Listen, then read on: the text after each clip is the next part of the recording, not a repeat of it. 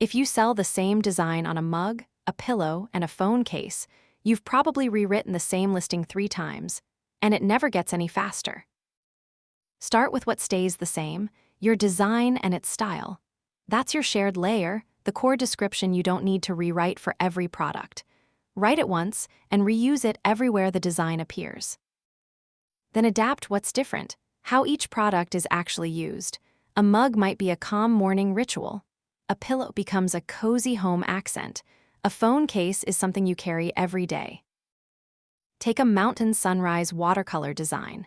The old way, 3 nearly identical listings, copied and barely changed. The better way, 1 shared design description plus a short line that fits each product, a morning coffee companion, a cozy living room accent, a piece of nature you carry with you. Before you publish a related listing, ask, what stays the same? What should change for this product? And never just swap 1 word and call it done, read it like a buyer would. You can try Content Optimizer Pro for free at contentoptimizerpro.com.